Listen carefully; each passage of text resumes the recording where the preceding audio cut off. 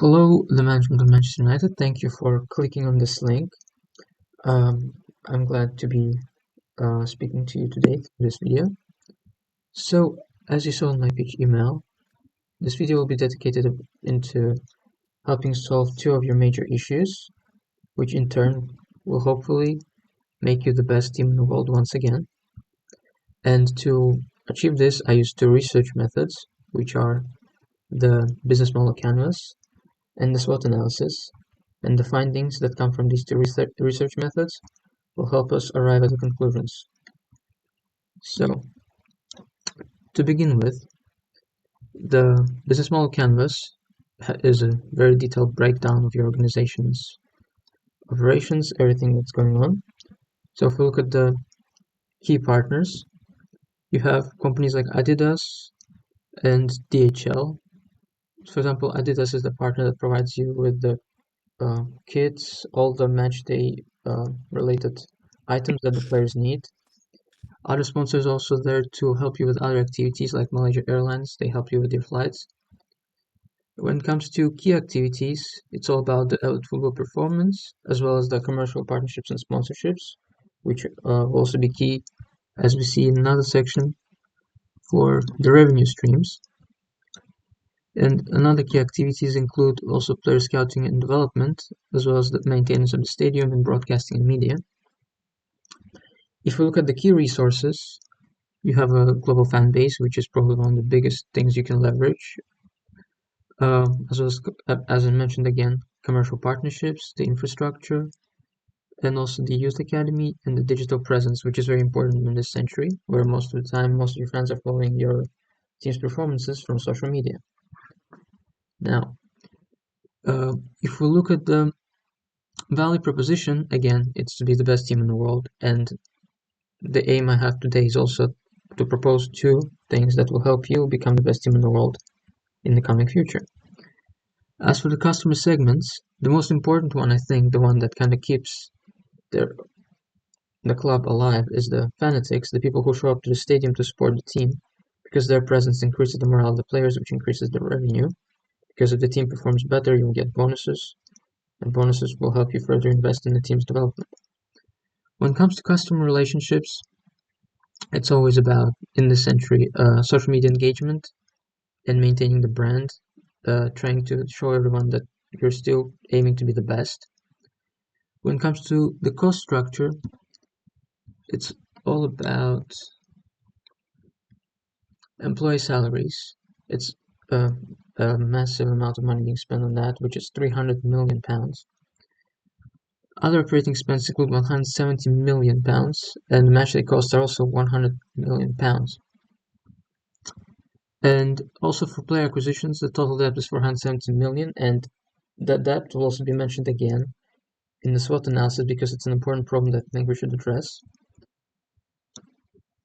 When it comes to channels, the main channels are the broadcasting and media. That's how the entire world gets to watch the matches of the team and assess the team's performances, and that's how the brand's name also goes up and down depending on how the team performs. Another channel is merchandise and retail. Through merchandise and retail, you are spreading your brand by selling the merchandise and products, and the fans get to support their team by wearing their team's favorite kits or by kind of buying other items that make them feel closer to your organization. As for the revenue streams, the main revenue streams are the commercial revenue, which is £333.3 million, the broadcasting revenue, which is £172.9 million, and the matchday revenue, which is £160.3 million, and which in total makes it £666.5 million, which is very important. It means you have a stable revenue, which will help you hopefully cover the debt, along with the other recommendations I'll make further in this video. If we move on to the SWOT analysis, it shows that the strengths are, again, the global brand. You're relevant, you're popular, which helps you continue attracting more fans. The commercial revenue, also an important source of income that helps you continue running the business. And the digital presence, again, through the engagement with the fan base. You also get more sponsorships in some digital piece of content that you produce on your accounts of your business. What are the weaknesses? At the moment, the weaknesses are on-field inconsistency. Over the past few years, the team's performances haven't always been consistent, which led to many managers being relieved of their job, which makes the fans worry about whether or not the team is actually on the right track. Another issue is the financial debt, which is £749 million. It's important because without clearing the debt, it will be very difficult for you to acquire new players unless you, of course, you take the loans, which in turn will further increase the debt. And also high wage and transfer costs. Unfortunately, in the modern world of football, the salaries of the players are starting to grow and get higher, which makes it very difficult to not only acquire new players, but also maintain them due to high salaries that most players require. And again, as I mentioned, management changes. It leads to fans being uncertain about the future of the club. But it could all change because if we look at the opportunities, what you could do to kind of win more in the future is leverage digital content, which could be done by either investing more in your social media accounts or by doing something more creative, which we'll mention in the next slide. And again, another valuable thing that could be leveraged is the youth academy, because not many players make it to the first team at your football club, but by finding buyers for some players of the academy will be a good idea because the Academy of Manchester United is known as the factory of talent. And now, if you look at the threats, the competition, of course, is intense, and financial fair play restricts the spending for clubs, and fan unrest and rising costs are still an issue.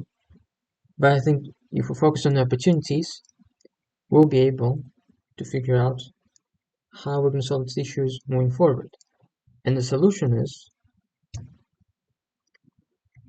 making this new adjustment to your overall business model, which is focusing on new revenue streams.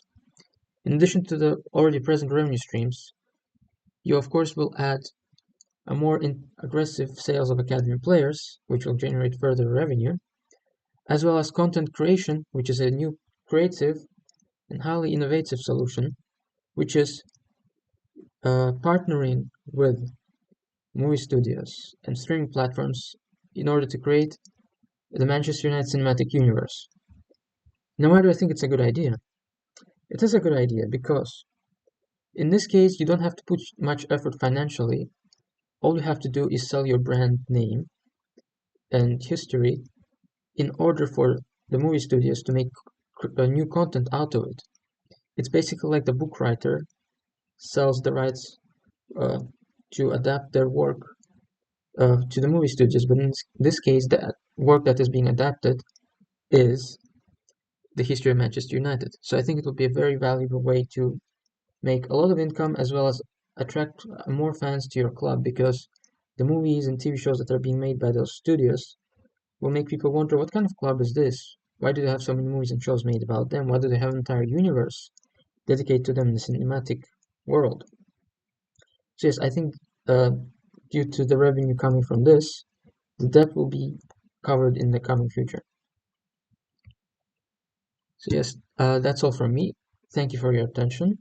I hope that I gave you some valuable insight that will help you become the best in the world as you deserve to be. And I also have a peer who is present at this presentation, and I think he has a question that he wants to ask. Yeah, I have a question. Yes. Question is, what would be the biggest challenge when it comes to licensing your brand for the production of content by film studies you mentioned before?